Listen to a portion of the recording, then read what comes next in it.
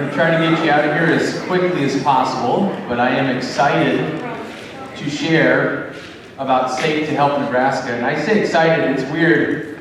I was telling my wife this 2 years ago when we got an air fryer, that when I was 20 years old, I never thought that I would come home and say I'm so excited for an air fryer. You know how the older you get, the weird things you're excited about? Well, I was excited about an air fryer, but I'm actually excited to talk to you about Safe to Help. It goes back 6 years. I went to Colorado, and that's when I was trained in I Love You Guys, our safety protocol. And they had, at the time, they had created Safe to Talk Colorado. Since then, there's Safe to Talk Wyoming, Illinois. A lot of states have a mandated anonymous tip line. Theirs was Safe to Talk. So the safety director for the state of Nebraska was there, Jolene Palmer, and I walked up to her and I said, why doesn't Nebraska have one of these?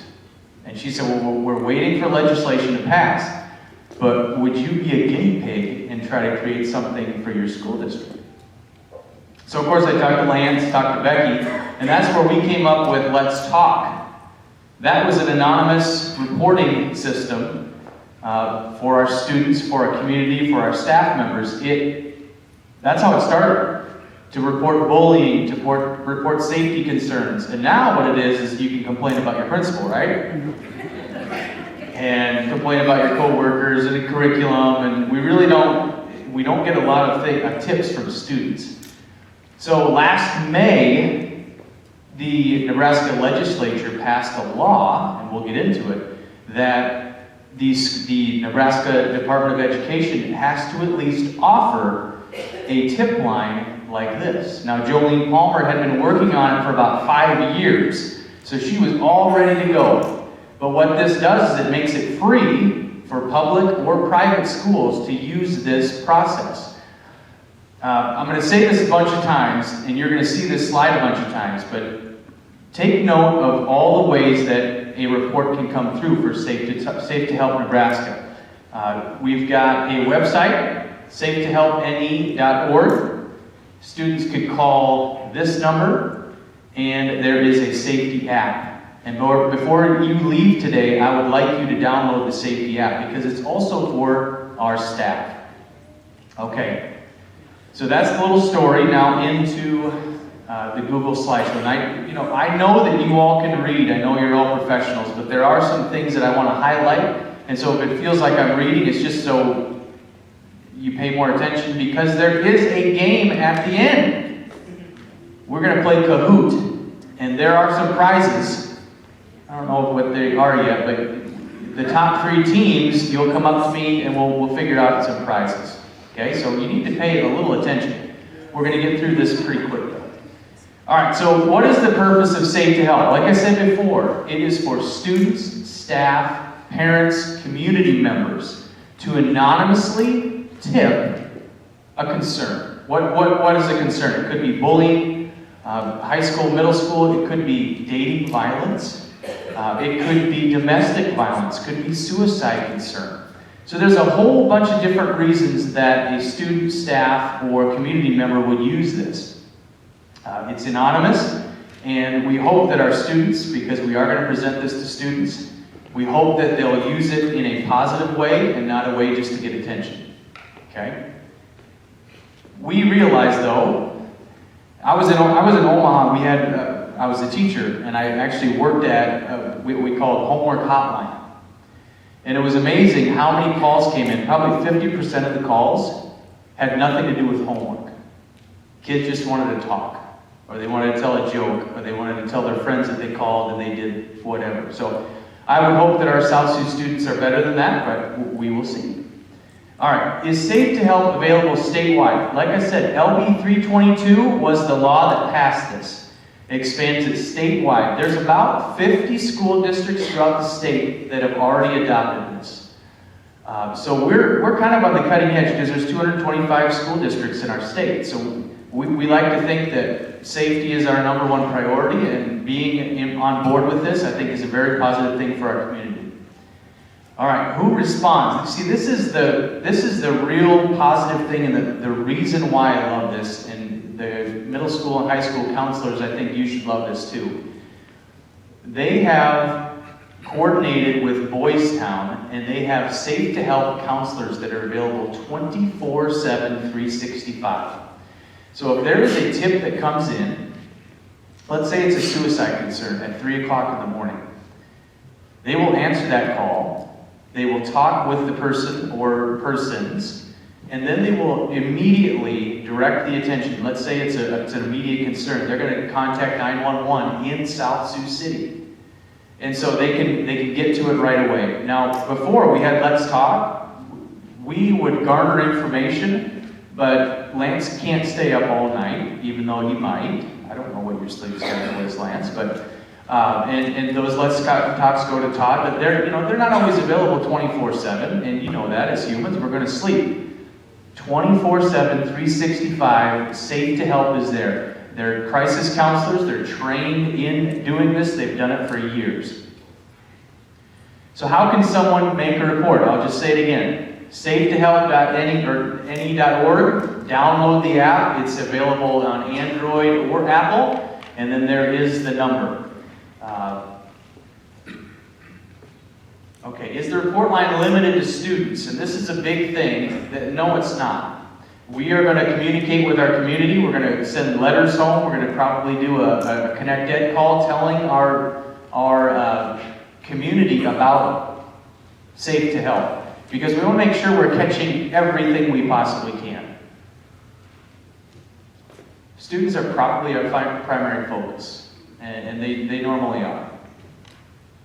Okay. So this is just a quick reason to help. This is kind of the sales pitch, because in Nebraska, if you know anything about the Department of Education, they're going to strongly recommend things, but they'll never make you do things. Okay? But this is kind of a sales pitch. So 24/7 coverage, immediate screening and triage of reports. We'll get into how we receive those reports, who gets notified at the school district. We'll get into that. Documentation, this is a really cool thing. We're going to be able to collect the problems that are going on in South Sioux City. You know, if there's a bullying problem in our community, it'd be nice to know that and see how many students really feel that and how many need to call and ask.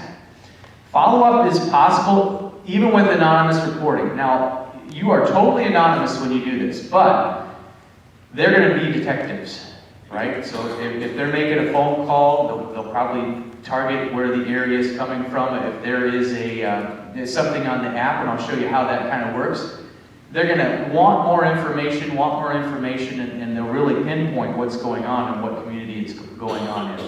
Statewide coverage, no cost to schools, at least for the next couple years, and we maintain local control, and so they're going to turn it over to us to help solve the problem. You know, they're not going to just do everything there at Boys Town. Okay, so we have a Safe to Help team. It is comprised of our certain members of our threat assessment team. Raise your hand if you're on the Safe to Help, so you can kind of see. Okay, we've got some people in here that are on the Safe to Help. We had an additional training. It goes in addition to our threat assessment team, and so. But the threat assessment team is composed of administrators, law enforcement, mental health professionals, and counselors. Okay? We had to receive, it was only like 3 hours, so it's not like we were all these trained professionals, but it was how to use the software. Okay? All right. So getting into the app, some of you, maybe you've already downloaded it, but maybe not, as I've been talking. This is how simple it is, and this is why I like the Safe to Tell Colorado, because you guys all know kids. If it's not something they can do quick, they're probably not going to do it, right? And so this is the app. This is really, once they have the app, we're going to encourage that all of our students get the app. All they need to do is submit a tip. They can also from here call the hotline right from the app, or they can go to the website if they prefer doing that. Okay? All right, so once they click into create a report or create a tip, they'll just enter as much information as they can. Some of our students will enter little. Some of them, you know, if they're really concerned about a certain thing or event, they'll enter a lot. And these are the categories, so they'll just click and it'll take them into a different place. This is a picture of the website. safetohelpne.org. So you can see if this is emergency, please call 911. But if they don't think that it's maybe a life-threatening emergency, they'll go into report, and it comes into this. And basically it becomes regional because they ask, where's your school? And you just start typing in, it'll populate a whole bunch of different choices. As you know, you say South Sioux, S-O, and then it'll populate all the ones with S-O. So there's a whole bunch in there. It has school by school, so all of our schools are in here. Now, Lewis and Clark and the other elementary schools, we don't get a lot of threats. We don't get a lot of threat assessment team called for problems that are going on with elementary age students. It's you middle school and high school that keep us busy, right? Because there's a lot of different challenges, and you know that as you grow up. So this is what it looks like. So here's what happens. Once a report, a tip, or a call is submitted, if severe enough, the Boys Town counselors are going to contact 911 immediately. But they also have the phone numbers and email addresses of our school personnel. And I think Ashley Odell is the first one, and then it's Becky, and then it's me. I don't know who's next, but and so they're going to make sure that they get a hold of somebody, and if they don't, they'll call the backup. If they don't, they'll call the backup, until they actually get someone here. And that could be at 3 o'clock in the morning. So sometimes, though, we won't know that it'll happen until we get an email notification. There could be some things that get called in here that either can be handled by the counselors themselves, or they contact the parents immediately, and we won't know about it until it goes into our database. It could be that it's an anonymous call that didn't lead to anything, and so there's no follow-up needed. All right? We have a web system that our team has been trained in. We'll get email notifications, so the list of people that will receive the phone call is less than the actual team members, because we don't have to involve everyone.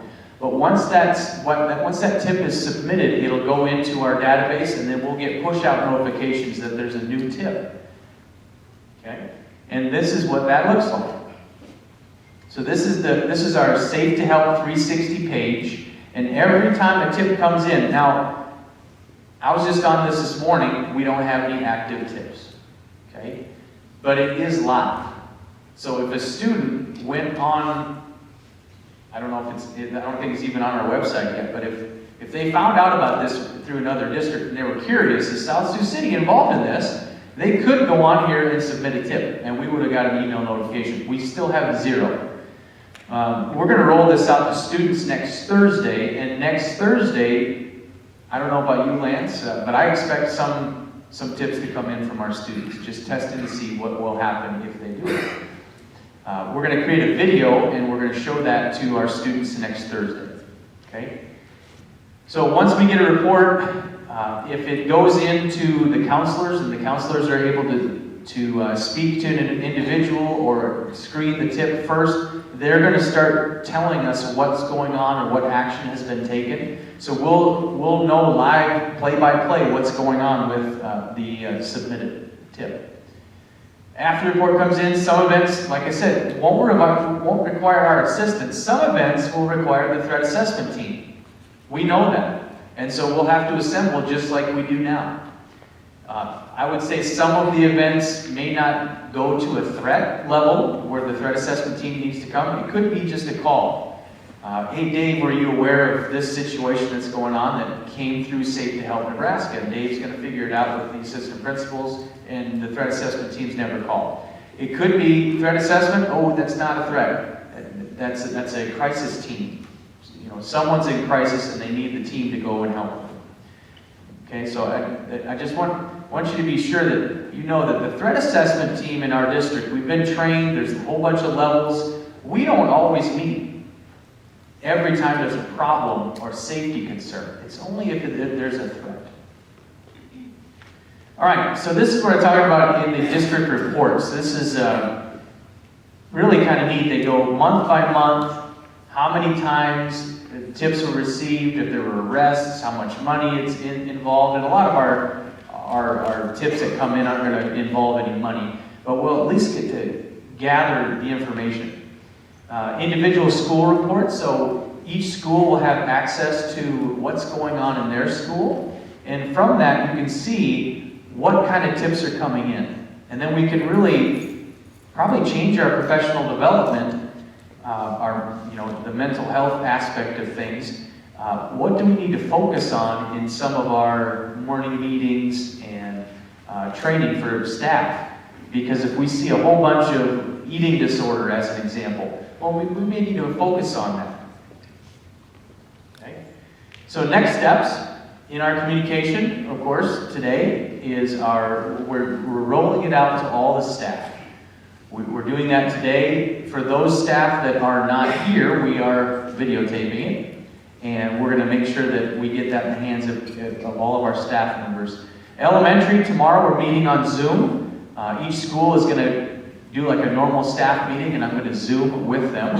We just wanted to roll this out before the end of the year, just because some events happen over summer, and we may be able to capture some of them better than we did before. Lance and I, we just decided today that on Monday, we are going to make a video. I haven't decided yet if we're going to make one for K-5 and then 6-8, because they're different, and some of the things that our 6 through 8 would use the Safe to Help app are different than the elementary students, or if we can just make one video. But we're going to ask that when that video is done, we'll send that to your principal, and then they'll send that to you, and then during the day on the April 21st, if you could show that to your students, and that may not mean all of you, I don't know high school schedules, middle school schedules as well as I do elementary. Elementary is just show it at any time you can today. So it may be different for you, but we want to make sure that the students are receiving the information on the same day. And then at the same time, we're going to send home some handouts to our parents. We're going to send home some magnets with all 3 ways to communicate to Safe to Help. This is what a parent letter looks like. We have this translated and ready to go. And basically, it's just telling them, this is an option for you to safely and anonymously report some things that you don't think are very safe. These are the magnets, and Lance helped create those. They'll be bilingual, but if some people don't like the bilingual stuff coming home, so they'll be able to easily just cut one in half and take the one that they want. So Safe to Help roles, I want to just talk a little bit about this. Our district administration, we have several of those people that are on the Safe to Help team, but we have different roles within that team. Principals, if we get tips, of course, you're going to be front and center. We want to talk to the principal. We do that when we get our threat assessment team together. We ask that the principal does kind of the investigation and the detective work, so we don't have to involve all the teachers and other students. So we just want to hear from one person, so it's nice and direct, and we can talk and see what the level of threat is right away. Teachers, of course, you're going to help push this out. You might have to answer questions that the students might have after the video. Counselors,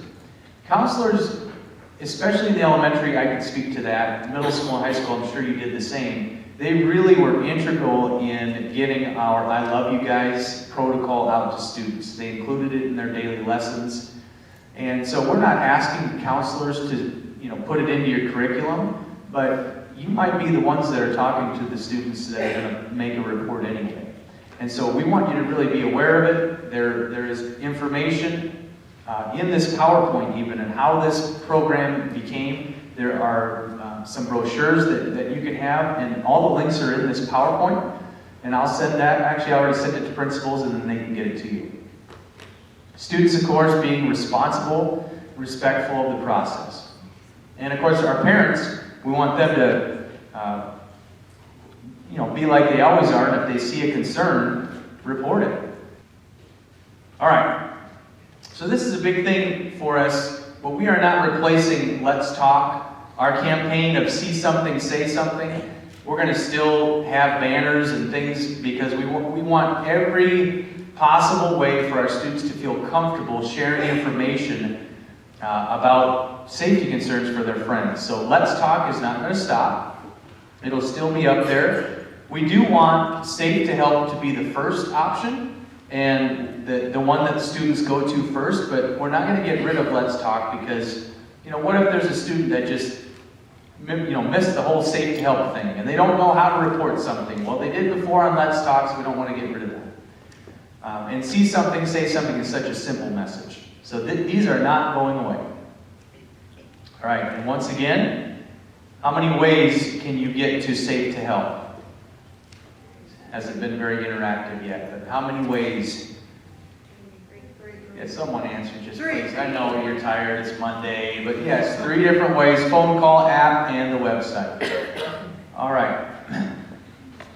When you get this PowerPoint, there's some cool videos. They're like 16 to 20 seconds. I'm not going to take that time now, but there's students that have actually used the app, or they're paid actors, I don't know. Just saying how important it is and how nice it is to have an anonymous reporting line. All right, thank you for your time today.